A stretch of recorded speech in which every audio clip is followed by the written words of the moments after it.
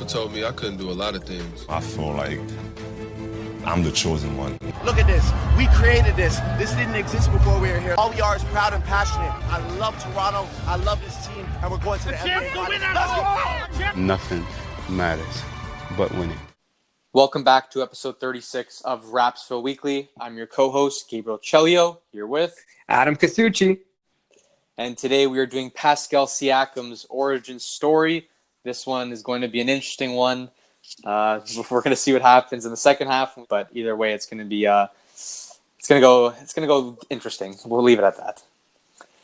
So Pascal Siakam, also known as Spicy P, was born on April 2nd, 1994 in Douala, Cameroon, to Chamo and Victory Siakam. Pascal is the youngest of four brothers, and his father worked for a local transit company and was also the mayor of Makanene. When he was young, Pascal was effectively handpicked to embody his family's Catholicism, so his father enrolled him in St. Andrew's Seminary in Bafia at age 11. Siakam performed the best academically in the family and originally wanted to become a Catholic priest. He initially had little interest in basketball, unlike his older brothers, all of whom earned scholarships to various NCAA D1 colleges. But by the age of 15, Pascal realized that he did not want to be a priest, and he started to practice playing basketball. He was discovered as a player at a local camp by Luc Mbah-a-Moute, whose parents' home in Bafia was about 2 miles from St. Andrews. Siakam attended Mbah-a-Moute's camp for the first time in 2011, a year before graduating from St. Andrews, and he returned to it the following year. From here, he was selected to attend Basketball Without Borders camp. Even though he had virtually no basketball experience at the time, Pascal gained attention for his athleticism and extremely high energy level. Raptors president Masai Ujiri was at this camp, and he's one that usually helps direct it. We know that we've heard it as the years gone by. We always hear that the Raptors are starting that up, and Masai commonly promotes that. And since Masai's been going there, he's the one that saw Pascal there, and he recalls his first time seeing Pascal, saying his effort was memorable. With Mbah-a-Moute as a mentor, Siakam moved to the United States at the age of 16. He went from one camp to the next to strengthen his skills before settling down in Louisville, Texas, and attending God's Academy. At this prep school, Siakam was not widely known, and he was initially eligible, but he was at least pursued by New Mexico State University. Their coach apparently had Siakam on his radar because he had so many connections around the world, and his roster reserved 14 spots for foreign-born players. Siakam enrolled at New Mexico State University in 2013. He redshirted the 2013-2014 season due to injury, which means he sat out due to injury and used the waiting period to extend his eligibility for the college years, while also still being able to practice with the team. Pascal eventually worked his way onto the Aggies starting lineup and then to Western Athletic Conference Freshman of the Year honors by the 2014-2015 campaign. For the 2015-2016 season, he averaged 20.2 points, 11.6 rebounds, and 2.2 blocks across 34 games, which led him to earning unanimous WAC Player of the Year honors. Finally, on April 19, 2016, Siakam declared for the NBA draft, declining to use his final 2 years of college eligibility. On June 23rd, 2016, Siakam was selected by the Toronto Raptors with the 27th overall pick in the NBA draft. With the franchise signing him to a rookie-scale contract, he became the first rookie to start for the Raptors season opener since Jonas Valanciunas did so in 2012. It marked not only his NBA debut, but the first NBA game that he had ever seen in person. On the 3rd of December, Siakam scored a season-high 14 points, which came in a 128-84 victory over the Atlanta Hawks. Then on January 1st, 2017, during a 123-114 win over the Los Angeles Lakers, he pulled down a season-high 10 rebounds. In his rookie season, Siakam started in 38 games at power forward because of Jared Sullinger was out with an injury, but was later replaced in the starting lineup by Lucas Nogueira on January 5th, 2017. From February 21st to April 28th, he was assigned to the Raptors 905 in the D-League. Between games played for the Raptors, he led Toronto's affiliate team to the finals and helped them win a title by defeating the Rio Grande Valley Vipers 2-1. After averaging 23 points and 9 rebounds in that series, he was named the D-League Finals MVP. A great honor for the young star pushing his way to get to the NBA. In his second year in the NBA, Siakam cemented himself as a productive bench player for Toronto. Being a key piece of the bench mob, he recorded a then career-high 20 points during a 117-112 loss to the Golden State Warriors on October 25th, 2017. That season, the Raptors' offensive rating was 4 points better with Siakam on the floor, compared to 7 points worse his rookie year. His averages also improved from 4.3 points per game to 7.3, from 3.4 rebounds per game to 4.5, and from 0.3 assists per game to 2. He started to draw comparisons to Warriors forward Draymond Green for such qualities as his rare ability to guard all positions, his shrewd basketball IQ, and internal confidence. Heading into the 2018-19 campaign, Siakam emerged as a two-way force, dramatically improving his game and developing a killer spin move. He averaged 16.9 points a night to go along with 6.9 rebounds and 3.1 assists. He made a marked improvement in shooting from distance, increasing his three-point percentage from 22% to 37%. He surpassed his previous career high on the 29th of October by posting 22 points during a 124-109 loss to the Milwaukee Bucks. A week and a half later, that career high changed to 23 points in a 128-112 victory over the New York Knicks. Siakam was also named the Eastern Conference Player of the Week for that week of November, thus being the 8th Raptor in franchise history to earn the award. On February 13th, though, he racked up a new career high 44 points and hit a career best 4 3-pointers in a 129-120 win over the Washington Wizards, becoming the 11th Raptor in franchise history to reach the 40-point plateau. That season, we had our famous playoffs, and in Game 3 of the Raptors' first-round series against the Orlando Magic, Siakam tallied 30 points and 11 rebounds in the 98-93 victory. In Game 1 of the second round, Siakam had another great game of 29 points in a 108-95 victory over the Philadelphia 76ers. In Game 3 of the Eastern Conference Finals, Siakam helped Toronto defeat Milwaukee in double overtime, 118-112, putting up 25 points and bringing down 11 rebounds. The win cut the Bucks' series lead to 2-1. Obviously, with that series won, the Raptors were off to the NBA Finals for the first time in franchise history. In Game 1 of the 2019 Finals, Siakam scored a playoff career-high 32 points in a 118-109 victory over the Golden State Warriors. Where was that this year? He went on to help the Raptors defeat the Warriors in 6 games and thus capture their first NBA championship in franchise history. He also had the series-clinching floater over Draymond Green, which solidified his dominance in that series over Green also. At the 2019 awards ceremony later that month, Siakam was named the NBA's most improved player for the 2018-19 season, which was rightfully deserved. Then on the 19th of October 2019, Siakam agreed to a 4-year, $130 million extension with Toronto. Siakam recorded 34 points, 18 rebounds, and 5 assists in 38 minutes played in the NBA season-opening game to help the Raptors beat the New Orleans Pelicans 130-122. He also matched his career highs in both offensive rebounds and made free throws, and set a new career high in field goals attempted. With Kawhi gone, Nurse warned him and Freddie that there were a lot more shots available for them to take, but that came with added pressure. On November 8th, Siakam matched his career high 44 points in a 122-104 win over the Pelicans. Siakam had a bunch of 30-plus point games this season, including 36 versus the Trailblazers back in November, 35 against Utah on December 1st, 35 against the Spurs at the end of January, 34 versus Minnesota in February, 37 versus the Phoenix Suns, which I was there for, and 33 against the Suns a month after. He had many more, but we're going to leave it at that. He became the primary scoring option, as you can tell, based off of the amounts that he's been putting up, even though I don't think he was fit for this role just yet. By the end of the regular season, he averaged 22.9 points, 7.3 rebounds, 3.5 assists. This helped him get nominated to be an All-Star for the first time in his career and ended up being a starter in the 2020 NBA All-Star Game. He used to be my favorite player last year for sure, and he carried momentum this season on improving his numbers and becoming better, although his shooting efficiency dramatically decreased. His three ball only slightly decreased, but field goal percentage went from 55% to 45%, which was an all-time low for him. This came from taking a lot more shots and maybe too much confidence, and that being first option, I don't think he was prepared for that. His turnovers per game went up quite a bit also, and he attempted a lot more threes, a lot more. He took 6.1 threes on average this year compared to last year's 2.7. And, shooting has never been his strength, so that was an interesting move from him. But moving on from the basketball side of things, one thing that we have to add in this story is his father and his relationship with his father.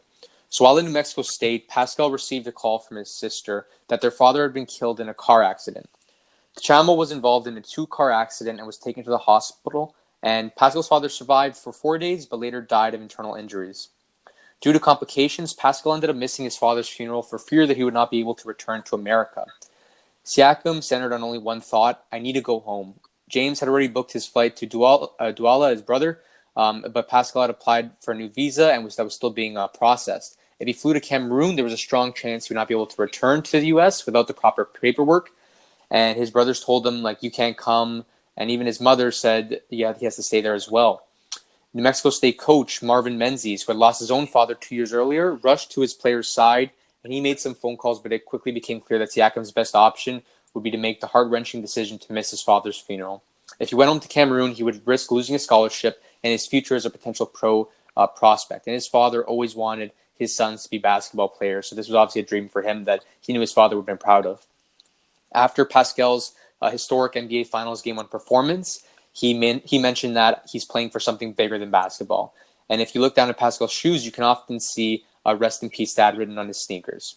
It's a tradition that started when he was forced to miss his father's funeral, and after one of the biggest moments of his career in that Game 1 victory, Pascal cited his dad as part of why he was able to find success. People always tell me, I know he's proud of you, Pascal said. I kind of want to hear it from his mouth. It would be really cool. I have a bigger purpose. I play for something bigger than basketball. When Pascal was coming out of New Mexico State, he noted his NBA dreams are part of fulfillment of a goal he used to discuss with his father. This is for the whole family. That's what drives me. But most of all, for my dad, Siakam explained. I still think about the conversations he had with me and my brothers. He was so excited talking about basketball and the NBA. So it's clear that basketball was always a love for their family, especially because the other brothers went into that sport as well. And this was a huge moment in Pascal's career that really grounded him and made him realize that he had to get to where he wanted to be in order to make his father proud. And that gives him a reason to play and become a much better player, and something to strive for is to do it for something bigger than just the game and himself. So it's a great motivation that he has, and obviously a tough loss to experience at such a young age. That was his first year in college. And he was, actively trying to change his life around and pursue a career in the U.S. Definitely something that's, very hard to do. And, we got to commend him for his hard work and motivation throughout the years, grinding his way up, like that common story, even like Fred VanVleet. They did it together. He came in as a small school, then somehow got drafted, made it to the NBA, worked his way up to the G League, won G League MVP, and then finally made it to the starting team, and then worked up from being the bench mob to the starter and then the first scoring option. So you have to commend him for his hard work and dedication he's put in throughout the years. I think Pascal Siakam, when you look at his story, it was a wonderful story. I mean, right now, currently, he's dealing with another struggle and obstacles. Yeah. Obviously, with his basketball performance, obviously, it doesn't mean as much to him as family. Yeah. Because he really he wants it known that family for him is much more than basketball. But right now, he's dealing with another struggle that I think he can overcome in time. I just think he has to rearrange his shooting mechanics and kind of revisit his game and kind of go back to the gym and not start from square one, because he has a lot of great skills and much more than just the spin move. And I think he just has to practice being double teamed and put into pressurized situations where he's not felt comfortable. So, Gabe, when looking at Pascal's new contract extension with the 4-year, $130 million contract, in Masai's role, once again, looking at this contract, is it really worth it? Do you think it was worth it for the Raptors as an organization? And do you think what's his ceiling like? Finishing off last season, the second half of the question seemed much more clear. That ceiling being, he could do a lot of things on the floor. He was good in the post. His handles were quite decent for a guard. He was quick enough to, guard all five if he wanted to. Maybe the center would be a little bit of a stretch with strength-wise, but he has, the size and the length. He could do everything basically much on both ends. The jump shot's a little shaky, but he had time to develop that. You saw that his 3-point percentage dramatically increased from year 2 to 3. Same thing with the mid-range. And we saw this year he tried a little bit more to work out that mid-range. And I think he has a little bit of everything. So I think, back then, after last season, for sure, you would say that this ceiling for this kid is quite high. Definitely could be an all-star consistently. And we saw this season he was able to do that. But the thing that makes this challenging is that end of season struggle, that bubble playoffs, that just set off a different tone. I don't know how much of a slump that was, and we really have to see what happens in the next season if it carries over, because some of the things I saw were just you can't forget them. That's for sure. It cost us a series. His jump shot would just seemed broken. Even his layups and post moves, they wouldn't fall. He seemed to be getting a countless number of turnovers. His IQ was not on par. Everything was off. So seeing stuff like that are not good signs, especially moving forward. And the IQ is definitely one that he can definitely improve upon it. Watching film, studying the mistakes he made this playoffs, I think he has a lot to learn. And he is still young. Lowry did commend him. So there's still room for improvement. Obviously, this is not his cap. He can get better.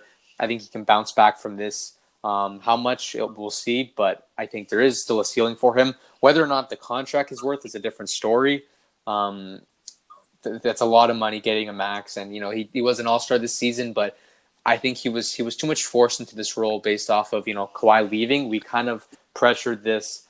He has to become the scoring option, or him and Freddie, they have to step up and let's just feed him the ball. He was a good number 2 scorer last year. Let's just feed him the ball, let him ISO, he's not Kawhi Leonard. He can't do those things. He's built completely different, not as much experience in the league. So I think he was too much forced into this role that even the contract, we're expecting to be this all-star, let's give him a max contract, when obviously he could have settled for a little bit less than the max, I think. He did have a very low contract for all these years. He didn't have how Freddie's got that $10 million in between. He's been settling for, $2 million a year, and obviously he's worth more than that. So obviously he wanted to get paid, but to the extent of the max was challenging. I feel maybe we could have got him off with around the low 20s mark. Okay, for sure. And the second one, this is a pretty interesting question. We've seen that the defenses, when playing Pascal, have sagged off of him. And they're obviously forcing him to shoot. They want him to shoot the basketball. Yeah. And sometimes when he drives, he's forced to make plays when they double on the inside. Yeah. He's forced to make plays. And his IQ it didn't cut it in the playoffs. He wasn't making the right pass. And he was just, I don't know if he was because there was too much pressure, too much hands. Yeah, that's what I was couldn't saying. see. I agree. I don't know what it was, but he just couldn't make the right pass. So what do you think? How would we play it as Raptors, or as the head coach of the Raptors, Nick Nurse? How would we play it? Would we just shoot the three, or would we just work on IQ? There's a bunch of things that he can do to improve here. I think personally it comes down to him. He has to know what he can excel at. They're obviously inviting that shot. They want him to take that shot. They're pressuring him to take that shot. But you can't always go for it if you're not the best at shooting that. You see in the finals right now, Jimmy Butler, we're seeing a lot of people guarding him or going under the screens. Whether it be LeBron or Davis, they tend to go under the screens and inviting the shot. They want him to shoot the three, and naturally he's not the best three-point shooter, so he's not taking it. Remember when DeMar was here, same thing. He didn't take that shot either because that was not his go-to. It's not what he was most comfortable with. So Pascal has to understand what is he comfortable with. And obviously it's good to expand. It's good to practice. But I think the playoffs especially, it was too much testing. That's the job for the regular season.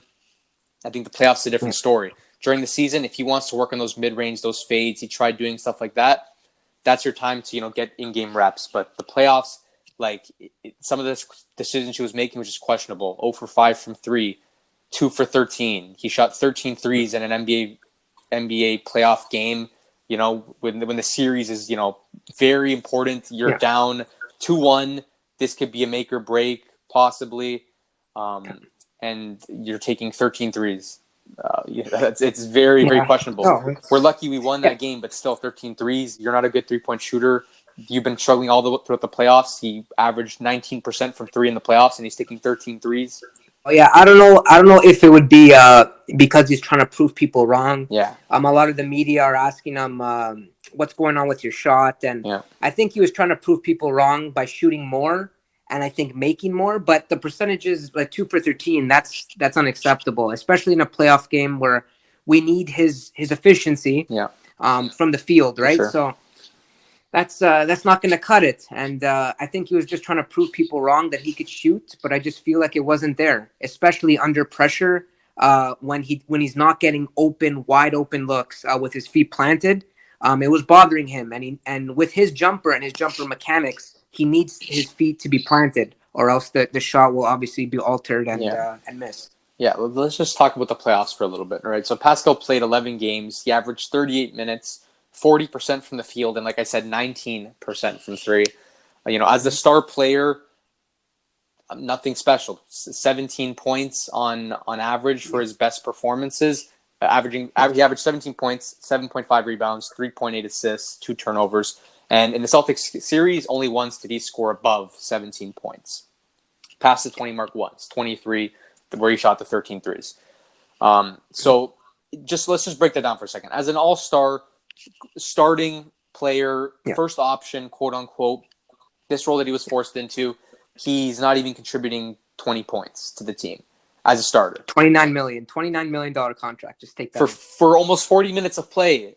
40 minutes of play, and you can't even put up those type of numbers. And the amount of turnovers he was getting, if we point out specific games, it'll get messy, but just think about that for a second. First game, sorry, it's not first game. Game 7, 13 points. Series on the line, 13 points, 5 turnovers. Series on the line, 5 for 12, shooting decent. Okay, it's not that bad. Game 6 could have been just the same thing. Series on the line, 12 points, 5 for 19 field goal. That's 26%. 0 for 5 from 3.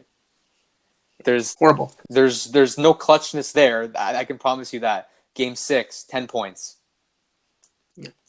10 points, 0 for 2 from 3, no 3-pointers. Game 5. Nothing. Game 5. Okay, Game 5. We won Game 5. Sorry, Game 4. We won Game 4. But 2 for 13 from the 3, like we said. 10 for 23. He dropped 23 points that night, but he took 23 shots. So the efficiency, not there. The other games in the series, okay, Game 1, 2, and 3, 13 points, 17 points, 16 points. And he did well-rounded, rebounding-wise, 7 to 8 rebounds a game, 4, 5, 6 assists a night. But the field goal percentage, not there. It's below 40 almost every game. The efficiency just wasn't there at all during the playoffs. Yeah. And Brooklyn, we saw the struggle happening, but he was able to abuse the matchups a little bit more. And it wasn't as good as the team. We overall just dominated that series, our first ever sweep, obviously. So it was clear that that wasn't a true test for him. But when the Celtics came out and they brought out their stellar defense and they were undersized, but they still were able to rotate on defense so well, they invited him to shoot because they knew he was bigger than a lot of the guys in the team. Most of the guys on their team, guards-wise, up to the power, they're nothing too tall or strong. Even with Baines, undersized center, Pascal still got a pretty good height on that court, and they invited him to shoot. And what happens? He just took it willingly, and he shot, and missed, and he didn't learn from it. He didn't think, okay, let me stop shooting threes. He didn't try forcing more drives. It wasn't working, and you can see all the analysts. They were telling him they wanted him to just keep your game on the inside. Keep going back to the post. If your shot's not falling, work on the post until you can get something. Get the repetitions. Get something. And it wasn't happening. So what are you supposed to do from there? It gets very challenging. You think a Game 6 where it's series on the line and you're playing 54 minutes and only putting up 12 points. If your shot's not falling 0 for 5 from 3, how are you on the floor for 54 minutes producing those numbers? 54 minutes. That's on Nurse as well. Exactly. That's another thing. That's a whole other story is why didn't Nurse take him off? Star player or not, 30 million contract or not, whatever he's worth, 54 minutes on the floor, and the guy couldn't even put up more than 14. He barely hit double-digit points, and he's your top scorer who shot probably the worst from the field that game, 26% from the field. 26? It's just unacceptable. His play this playoffs was just, disgusting, to put it simply. I used to be a huge fan of him because he was a spark off the bench, and he thrived off of energy. But since he's taken that starting role, the energy's not there. He doesn't have that hunger, that will to be that top scorer, earn his money. It's like he signed his contract, and now he's just, let me take 20 shots a game, get 50% from the field, even though it's not as good as I could be doing, and just average 25, get my all-star, get my accolades, maybe some checks on the contract list of the bonuses, and that's it. He's not fighting for something, bigger than him, like a contract or a starting position or that first player role or the recognition. It's like he lost some of that. And at the same time, maybe it's some of his moves. That spin move, it was killer last season. Killer. No one could stop it. This season, everyone knew the move. They knew it was his move. Everyone was ready for it. He couldn't do it anymore. He wasn't making them. So it's a bit of both. He has to learn how to adapt now that people know his style of play. They know who he is. He's not a no-name anymore. So he can't use that sudden burst of talent and energy to surprise guys and do things that they didn't think he could do, like shoot the ball or whatever. Now they know what he's capable of, so he has to learn and study film and I think really change up his game and figure out what actually works for him. Yeah, I mean, when looking at it, like other than the shooting mechanics, I think he's just got to slow down and be more patient with his decision making. Yeah. Either when he's in the post in a back down situation or at the top of the key isolating, he just has to understand who's around him. And he kind of has to have eyes in the back of his head and kind of look around. Don't be so concentrated on the basket because guys are double teaming him. Yeah. And they're contesting his shot and making it more difficult for him. And he takes those contested shots. Exactly. And he takes them. If he were to keep his head up and make that extra pass, that's it. That's the right basketball play. And that guy and the other guy has an open shot.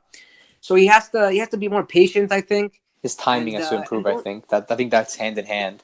Is like his timing on the floor. I feel like he's always taking the dribble at the wrong time, or he goes for a back down and then someone steps in the double team and he's not ready if he's going to put it up or pass it. He always has an awkward timing to him of what he's going to do. And that timing, I can see it all over the court. His dribble moves, the way he gets stripped. You saw how many times he got stripped in the Celtics series going to the basket, final 2 minutes of the game. Marcus Smart, Wanamaker, whoever was on him. They were Jaylen Brown. They would poke it off him. I think it's his timing, his dribble, everything is off. I don't know what it was that series, but it was definitely obvious to everyone watching. To give him a bit of benefit to the doubt here, the refs didn't give him much calls, and you can even look at the free throws he took per game. He didn't average much, and he was under his season average. So the refs didn't give him the benefit of the doubt, and he goes in hard to the basket, so he's looking for those calls, and being aggressive and physical, right? So he wasn't getting them. And I felt the Celtics were just playing as physical as they can on him, and it bothered him in the end. Yeah, and you could tell that he couldn't shake that off. And usually guys use those free throws to help getting back into a groove, especially shooting-wise. That helps, fix the mechanics of your shot a little bit. And maybe that would have helped him recover from a 26% field goal night or a 2 for 13 3-point night.